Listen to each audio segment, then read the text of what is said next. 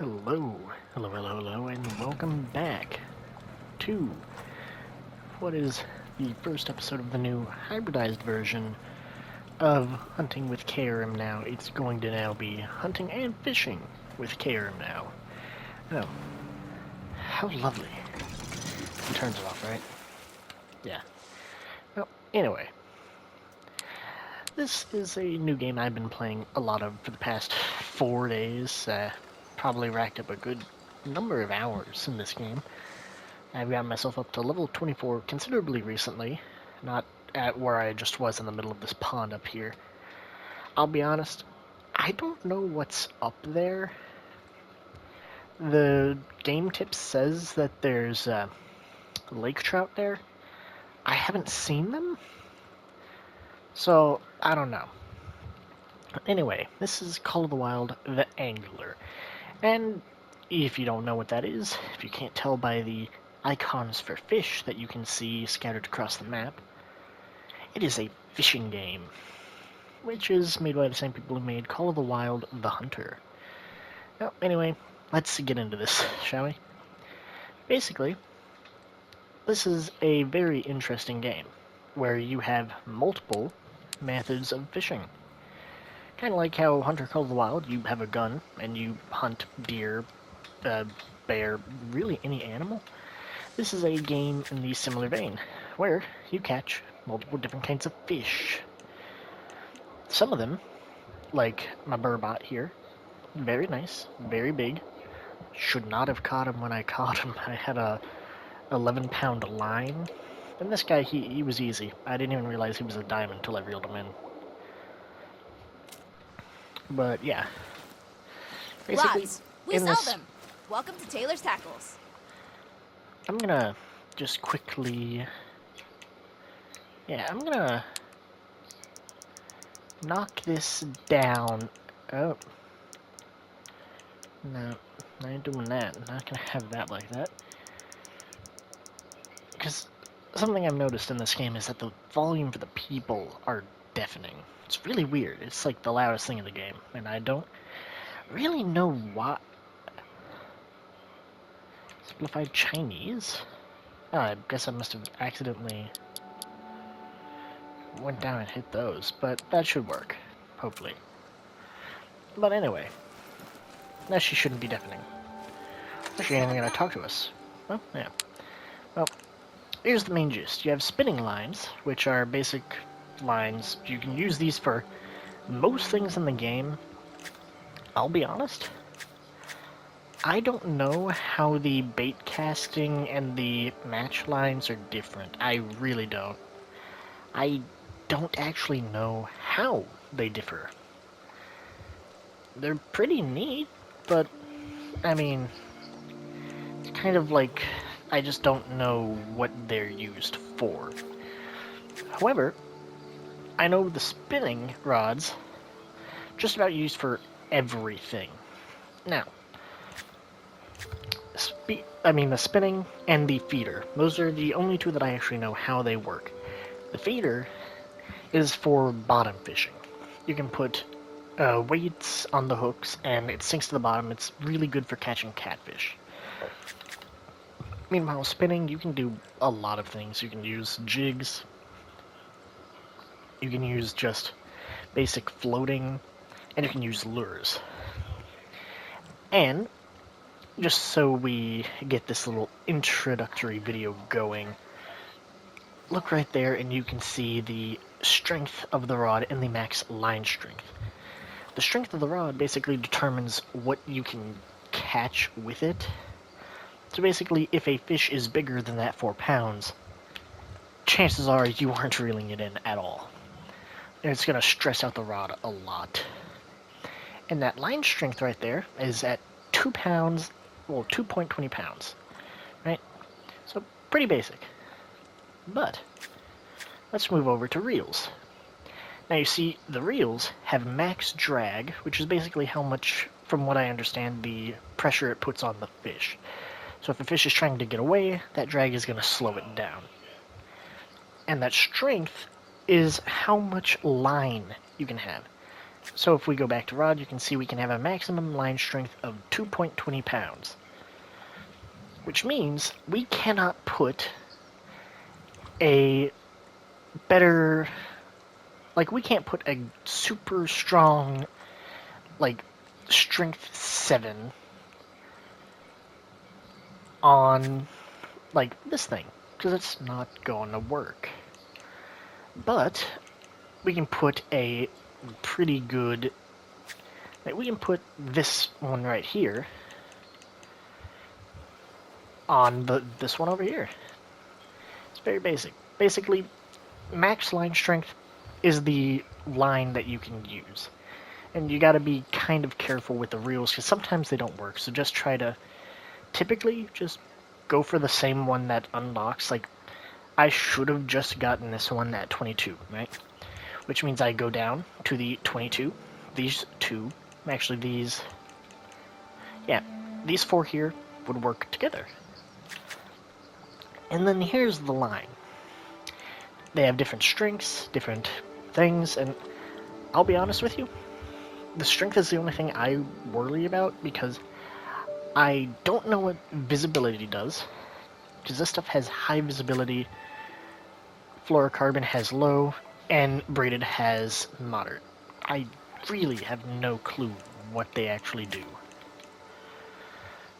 But what I do know, that this stuff has a thicker diameter than braided, and braided has low abrasion resistance. What does that mean? I don't know. I've tried both of them, fluorocarbon and braided, just because I assume, personally, that a high visibility might mean fish spot the line easier. Probably not true, but I don't know. The game doesn't tell me that. At least if it did, I didn't see it. But yeah, I pretty much just use the strongest between fluorocarbon and braided, which at the moment is the fluorocarbon. From what I've seen, most of like the big YouTubers on this game use braided, which looks like it does make sense because the strength of fluorocarbon teeters out at 66, while this game goes all the way, the braided goes all the way to 99, which kind of crazy. I don't know if there's any 99 weight fish in this game, so Anyway, we're moving on to lures, which are my personal preferred choice of fishing. And basically, before we actually get into lures themselves, I will show you this, the fish thing. I'll go down to a fish we haven't seen yet. So here, I have a few because, you know, just unlucky or just don't really know where to hunt them down. So basically, if you hit, well, you don't even have to hit inspect, but it will increase the list. But as you can see right there, habitat, shallow pond, and deep pond. So this means the golden trout can be found in ponds, pretty much. And its preferred things are Proof Performance, which is a type of little ball that you toss into the water, and it makes it to where fish are more likely to show up there. It's basically bait. Then there's Spoon, which is a type of lure we're going to cover, and Cheese, which is a type of bait for floats and the sinkers, yada yada yada. I don't know why it spins upside down. Anyway, basically, all of these things on the bait and lure preference are things that this fish can strike on. However, the top 3 are going to be your most likely chances for the most part. Some fish have different things, but typically the top 3 are the highest likelihoods. Sometimes, sadly, fish don't strike on lures, like catfish. It has no lures or jigs. You have to use a bait of some kind, and it's typically going to be a sink. Anyway, with that out of the way, let's get back in here onto, on lures. So spin bait. As you can see right there, constant, stop and go, and twitching. It's very basic, and also each fish has a different preferred hook size. You have to be very careful because typically, this game actually doesn't tell you at all what fish bite on. It doesn't. It just doesn't. So if you're going for a fish, you're kind of having to be like... Chances are you're going to have to search it up, unless you just sit there for a while and cast out different kinds of hook sizes. But the hook sizes go from from hooks in general, they go from 10 to something slash 0, which I think the lowest one I know is like 8. I'm going to take a peek. No, it's 4 slash 0. Okay. Anyway, then we have spinners. Its only method is constant. And as you see here, this one sinks. This one sinks as well. Sinking means it can go down into the water, which typically for things that sink, you want to let it go down, hit the bottom, before you start reeling it in. Then there's poppers, where its preferred method is twitching. And top water means it sits on the top, so it won't go down, okay? Pretty simple. You got frog. It is also a twitching top water. Frog is really nice. I use it a lot for a lot of things, really. Frog gets a bunch of bites. Popper is the number, I think, one of the top 3 for both bass species, which is really nice.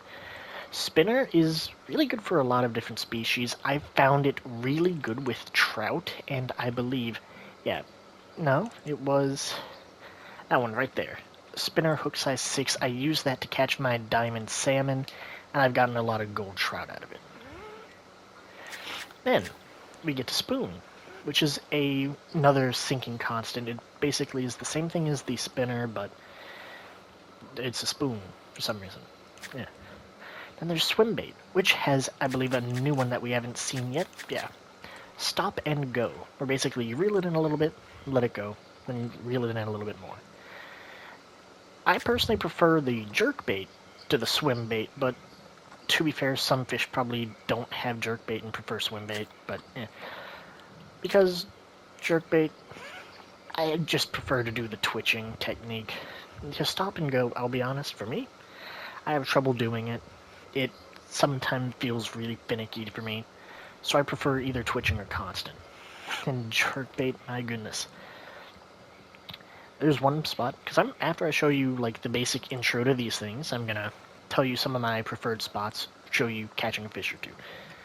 Right, this is really good for pike and muskie, and apparently drum for some reason. I don't know why. And then finally we have crankbait, which, I'll be honest, I don't think I've used a crankbait. I think I've bought a few of them to try them out, but I don't think I've actually caught anything with the crankbait yet. Anyway, hooks. Hooks, basically the same thing as lures, but they don't have techniques. You just get a hook that fits the size. Which, I have all of these low-ranking hooks, and I should probably buy that one there, because I have one of every kind of hook at least, you know, being proactive. Especially because some fish you can only catch with specific things. Like the legendaries, I think you need a minimum of like a 1-0. I think they can strike on the lower ones too. But these are, man, this hook is very small. It can catch really small fish. This hook is really big. It catches only very big fish. So yeah, I think the 10 to lower is a weird method to put it, but I mean, I don't know. I don't know real hook measurements. I just kind of get hooks and like cheap and use them. Anyway, let me move on to bait. Bait is like lures. Fish will have different preferences, and they can be between the live ones, the natural, and okay, I don't know why, but the music just got really loud.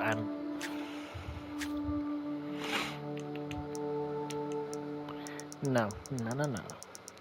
I don't know why the music just suddenly got loud, but it just distracted me right there, sorry.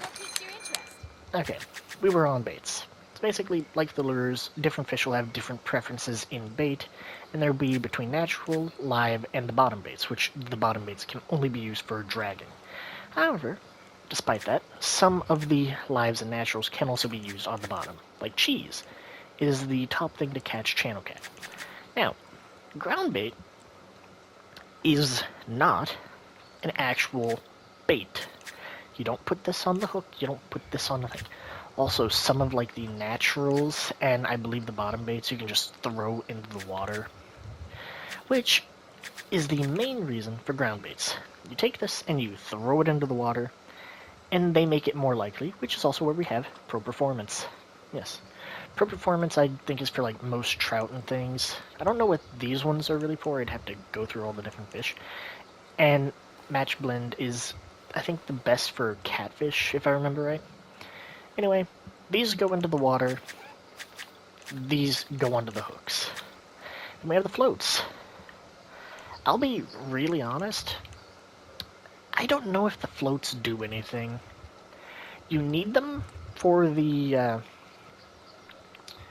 to actually make a floating rig, which is very basic, but I don't know if getting the glowing fancy $300 one like I have is any better than the slip bobber. I really don't. And it gives you the bubble bobber for free, if I remember right. So, I don't know.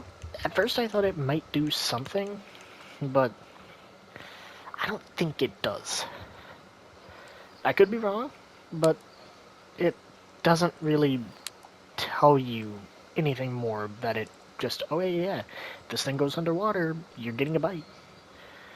Yeah, and then sinkers. These are actually kind of important, though you get one for free, and unless you're making multiple, I don't really see the point in getting more. Because you just need one for the bottom rigs, for the feeders. Jig head. Jigging is very neat. I've just started learning how to jig, and jigging, I'll be honest, is probably the most convoluted and complex one that I've had to deal with so far. Because,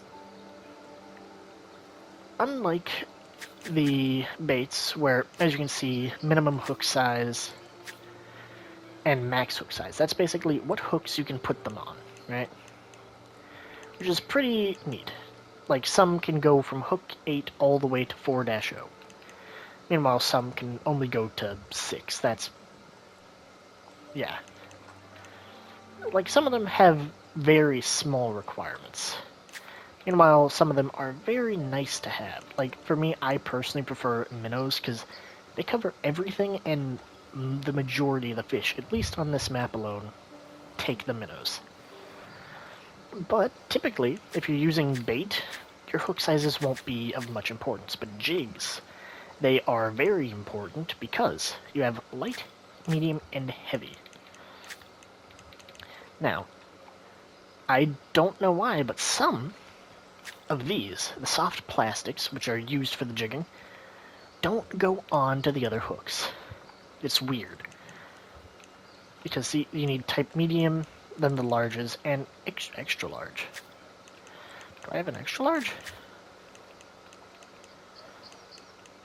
I only have heavy. Maybe I unlocked that at 25 for some reason. Or maybe that's somewhere else. Anyway, like for this one, this is a really good thing for catching lake trout. Lake trout are really big fish, but as you see, you need hook type medium, which for some reason it also works on hook type large. I don't know why, it just does. It's really weird. So my lake trout fishing is this, jig head size 1 for heavy,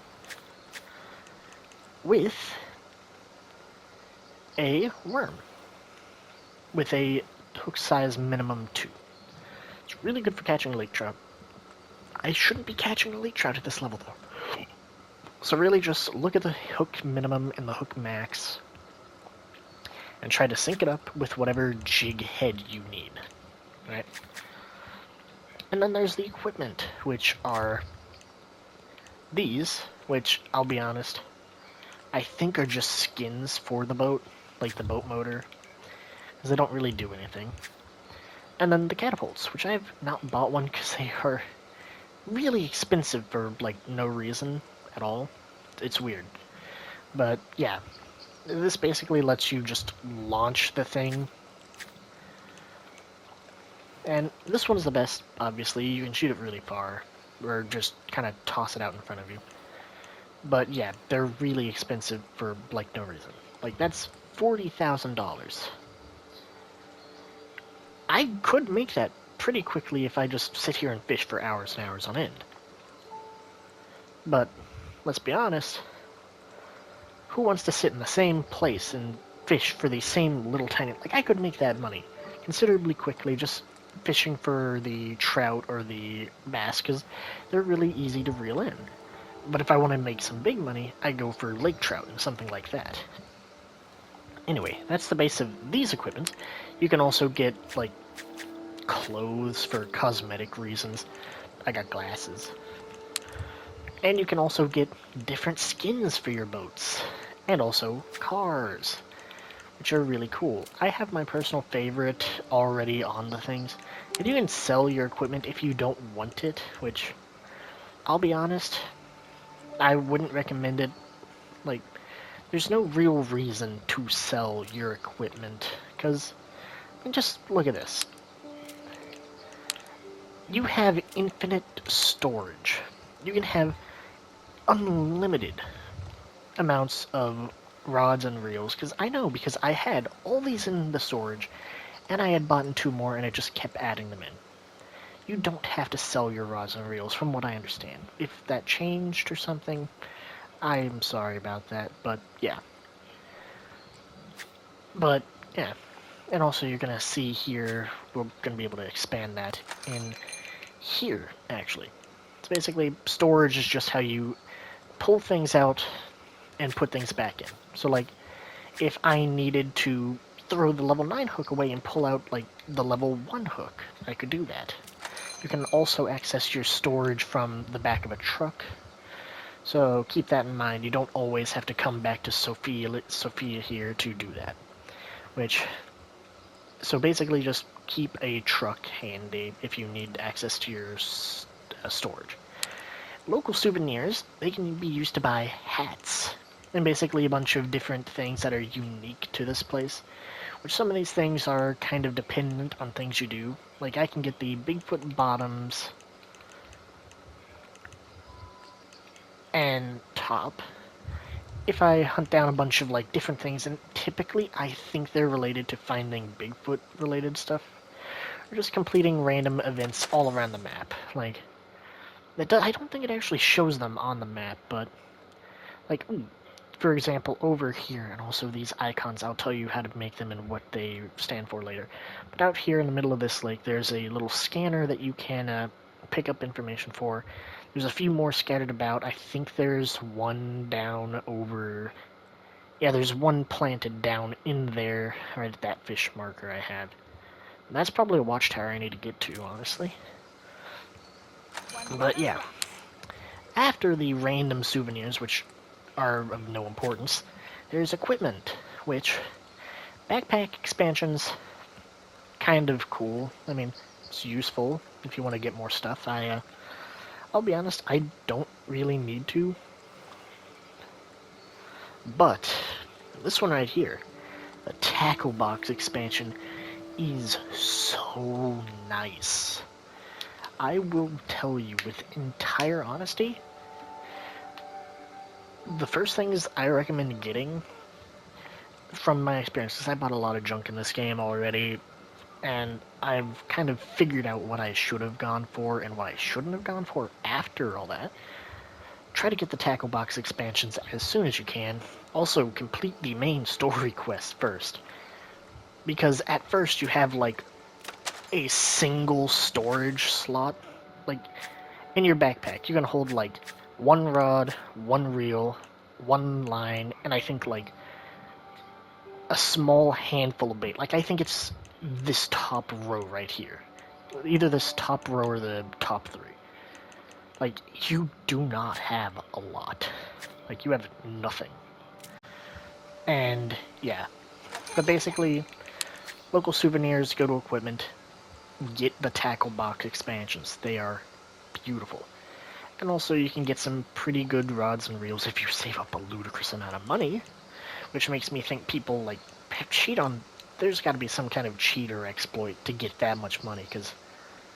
I'll be honest, someone saving up that much money, even if they had, like, the best rod, reel, and line, and perfect method for lake trout or some of the big fish, that would take ages to save up that much money. Because the average silver to gold lake trout that I pull up, which I think I've only pulled up silvers, because I don't have the line strength to pull up a gold, is roughly 300 to 400 coins, which is a lot compared to that 10,000. Actually, wait, is that 1, 2, 3? Yeah, no, that's 1 million, isn't it? Yeah, the line, the rod, and also the boat and car are all 1 million, apparently. Which, kind of cool for a drippy boat and truck, but yeah, not necessary at all. Okay, secondly, I'll show you very basics of traversal. Yes, I did. This is the mission board. Sometimes you will get missions where you can go into here and journal, and the tutorial missions do these. Because I think once you finish beginner challenge, it's either class 1 or challenge 1, maybe even class 2 or challenge 2. It's one of the beginner ones. It unlocks you a free tackle box expansion, which is so nice. And then the rest of them just give you pretty much free XP and show you a few fish locations. And then there's Sophia Taylor missions, which is basically like catch these fish, go to these locations. Like, there, if I go there, I'm guaranteed to catch orange trout. We know that. And we can kind of use these missions to decide where to go and fish for more things. And like this, we have to find this location for, to find green sunfish, which are really small fish. And probably something that it'll be harder to find. And then these are just go to these marked locations, which I've already found, chances are. Like, if I hit track, it'll probably show me where to go to catch this fish. And we don't really need to do that right now, but yeah, we know a lot of different fishing locations, like that one. I could have caught that before, but I fished further north of that to do it. That's over at an old mining town. I actually don't know where that one is. I actually don't. Like, basically these just give you little tips at where fish are, and like, it's basically just very neat, useful information, along with a bit of free XP. And, here we are. These other icons, this one, obviously the store, we've been sitting there for a few minutes now, and we've wasted about almost 30 minutes of this video. Hope y'all guys can't hear that. My dad is blathering about something in the background. I know he's loud. But anyway, we have the car valet here. Also, this is the challenge board, the thing I just showed you. The warden, he does nothing, to my knowledge. You might have to talk to him once you finish some of, like, the world missions. Like, collect so many things out in the open world, you might be able to talk to him. Probably not, but, yeah, oh well. Basically, this right here, by this icon, is something I normally can... Wrong side. It's the phone booth. Basically, you talk to this thing, and you get a free car. I got the deluxe version of this game, which means I'm pretty sure I have a lot more cars than the average person, but I like this car. I like how it looks kind of tore up. You can go to either side to enter the driver's seat. If you're in multiplayer, you might be able to hop in with your friends. I don't know, because my only friend I got who's willing to play this game isn't able to download it until he gets back to his home, because he's out. Anyway, go to either side to get in, and in the back you can access your storage. We've already gone through the storage, so we won't go over that much more. Basically, very simple. They've improved significantly on how to move about in this game with the car. And also, a great thing, you can fast travel to your car and boat.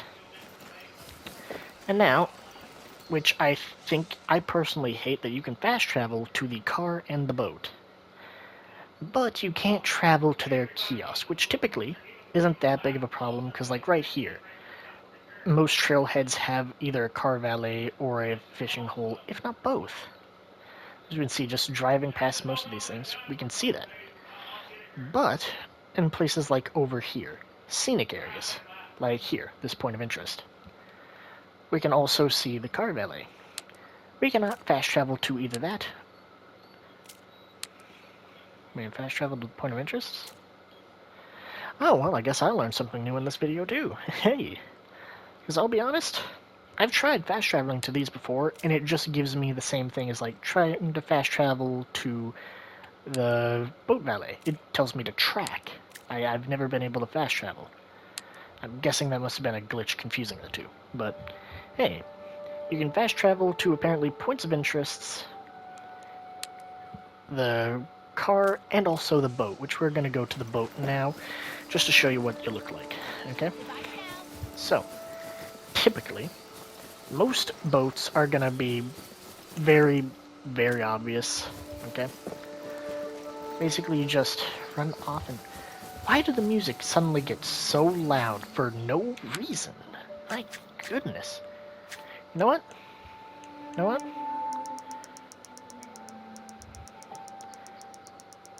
No, I'm just turning the volume down a lot. There. That'll be better. Basically, most of the boat call-ins, very similar to the car call-ins, but they're going to be on a dock, like right here. Basically, you just walk up, go into here, call a boat, bada bing, bada boom, you're done. And you can use the boat to travel all around these lakes and get to special locations, like little islands, like there's probably a boat call-in right there. And sadly, some places you can't fast travel to, like here. I wish you could travel to the fishing highlighted areas, but you can't, because some of them are in really, really out of the way positions. Like this one and this one, there's no roads here. There's no trails here. To get here, I went by car from this spawn-in up this mountain, and I had to get off the truck at about somewhere in this range and walk the rest of the way. Because it's almost entirely up steep, rocky mountain, and those cars do not fit. And also, most water in this game will have fish.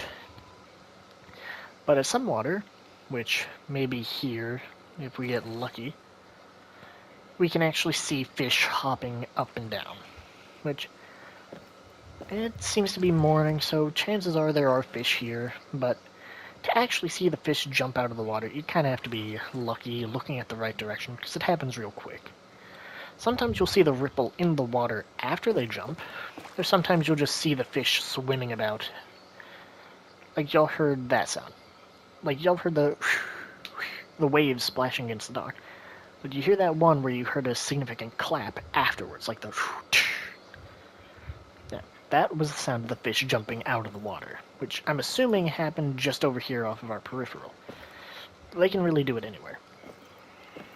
This area is very neat, but time to show you this. Just holding over the map, you can hit confirm and add a marker. Adding these markers are very useful because it shows you a lot of different things. You can put stars and different icons for fish. I personally like to use the star for legendary fish locations that I know of, and yellow ones for just typical fish, because it's a lot easier. It's pretty easy to spot a big yellow marker in the water than really anywhere. That's kind of why they made the home like that. And once you put something up, you can hit that and add a label to it, which here I've added Northern Pike. Because from this dock, if I cast my level 3 and my level 3 jerkbait out into the water, right? And remember, this is a sinking lure, which means for the best results, we let it sink all the way to the bottom of this 32 feet, which also, this is the very basic stuff for this. Okay? So we let it sink to the bottom. Now, remember, for jerkbait, the best way to do is to do stop, which you have to let it roll for an... Can they shut up or something? Seriously? Anyway, let it go, stop, and it does that. It's really weird and finicky, so I don't like doing it. I'll typically try to use the other methods, which is either constant, or my personal favorite, twitch. Because it sinks it on right to where your line currently is. You can actually see it wiggling in the water with the ripples coming out from it. I like doing that, and boom, we got our first strike. Ooh, and we got a nice one here. Now typically, these are just going to be some pretty tough fish to catch. But I've recently upgraded my line, so just about all the pike we catch here, and even a lot of the muskie, aren't going to be that hard. But I'll show you something. Basically, this line at the bottom is how much resistance you give to that fish. Like, if I put it at, like, that, they're going to start reeling away. 10, they're going to be able to move sometimes. 15, they can push a little. But currently at, like, 30 to 35, they aren't moving. And you can hold the trigger button. Ooh, I should probably reel in a little bit, because if they actually get around you, like on docks and stuff, there are places where they can just snap the line. Yeah, that's probably safer. So, you see the rod right here. If you hold the trigger button, you can hold it up, and if the fish is trying to run away... Oh, hello there. That's a nice one right there. You can basically hold it up to slow them down and try to tire them out and stop them. It is necessary to catching some fish. And then you can just reel in the fish. Pretty simple. Sometimes they're just going to hop out of the water to you. Sometimes they won't make it all the way to you, and you'll have to secure catch. Let's see, we got a nice silver pike. It would have been nice to get a gold one, but this is just like the tutorial. And also for the constant, you just reel it in. You probably saw whenever I was trying to showcase the stop and go. And the other ones, like jigging, is basically just also, if you want to access this menu, just hit L1. It's the top left of the controller. And you can actually get into the quick select menu, which sadly I wish you could change the hooks from this, but you can't. It gives you a faster way to get to the gear toolbox, but oh well, you know. Also, I don't know what this button is. Oh yeah, it's these. Hey, can I drop these from here? Oh, I didn't know that. Okay, that's pretty cool. I'm guessing that means I can probably drop them from my boat. No, didn't know that. Anyway, this is your basic quick select menu. You can go in here, select your lures, which for lure catching is personally my favorite because as long as you have the lures in your inventory in your backpack, you don't have to worry about going into the gearbox and deselecting your hook and picking up a new one, because each of the lure sizes count as their own hook. And plus, they don't waste your bait when you use it. Like, for example, here, if I was using my float rig, which you just cast and let it float, like, see. Also, you have to actually cast. If you want to quick cast, you can just hit R1. But the best way is to hold the left trigger, pull back, go forward, and launch it. Basically, you just throw it out, and it sits, and if you have the right bait in the right water, at the right depth typically, you're going to get a bite for something. I don't like it because, for the most part, we were probably at 18, now we're at 17. Right? This is a really good rod for lake trout, which are the only place I've found them so far, is down here. So I'll be honest, I've checked out a bunch of videos for a bunch of different fish. I've seen videos of people saying there are trout in here for rainbows, orid. I found some of those trout in these ponds, that pond, this river here, this one over here. But the best place I have found them is a bunch of rainbow trout and other kinds of trout on this river from this boat dock. As you can see, I've marked it right here for rainbow trout. All the way up to here, which is where I also catch a bunch of salmon with level 6 spinners. That's also where I got my nice little diamond Kaneki, Kokanee, however you pronounce the salmon. That's where I caught him. It's very nice. And basically, I've covered the majority of the basic information for this. Just also for jigging, what you want to do is just cast your jigging line, like we have right now. You want to let it sink to the bottom, like we did, and then we just bob it up and down. Now, we're using a level 1 hook with a worm. And I'm pretty sure, I could be wrong, but I don't believe these guys take worm. Yeah, they do not take worms, and let's just check the pike as well. Yeah, no worm. Which means we aren't catching anything here with a level 1 hook size. Chances are, we might. We might.